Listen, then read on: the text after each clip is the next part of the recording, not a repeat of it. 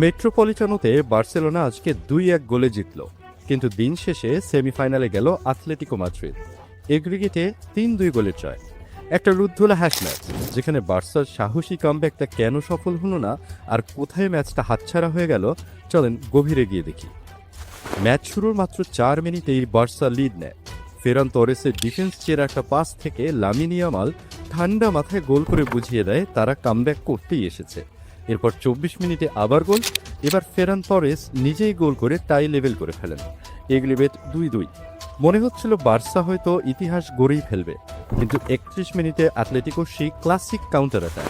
লোরেন্তের right wing দিয়ে দৌড়ে এসে নিখুঁত একটা কাটব্যাক করলো, আর আদেমোনা লুকম্যান ফার্স্ট টাচেই বল জালে জড়ালো। এই একটা গোলই আতলেতিকোকে আবার এগ্রিগেটে এগিয়ে দেয়।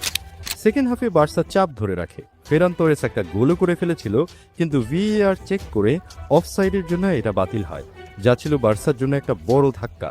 আর ম্যাচের আসল টার্নিং পয়েন্ট আসে ৭৯ মিনিটে। গোল করার মতো পজিশনে থাকা সরলাতকে পেছন থেকে টেনে ফেলে দেন এরিক গার্সিয়া। ভিএআর দেখে রেফারি সরাসরি লাল কার্ড দেখান। ১০ জনের দল নিয়ে বার্সার জন্য ম্যাচে ফেরাটা তখন প্রায় অসম্ভব হয়ে যায়। পারফরমেন্সের কথা বললে লামিন ইয়ামাল অসাধারণ খেলেছে। একটা গোল তো করেছেই, চ্যাম্পিয়ন্স লিগের সবচেয়ে কম বয়সে ২০টা গোল কন্ট্রিবিউশনেও নাম লিখিয়েছে সে। আতলেতিকোর হয়ে ম্যাচের নায়ক অবশ্যই আদেমোলা লুকম্যান, যার একটা গোলই সব পার্থক্য করে দিল। কিন্তু বলতে বাধ্য হচ্ছি, হতাশ করেছে এরিক গার্সিয়া। ওই লাল কার্ডটা না হলে ম্যাচের ফল অন্যরকম হতেই পারত। শেষে আরাউহোর সহজ হেডমিসটাও ভোলার মতো না। ট্যাকটিক্যালি দেখলে বার্সেলোনা কিন্তু ভালো সুযোগ তৈরি করেছে।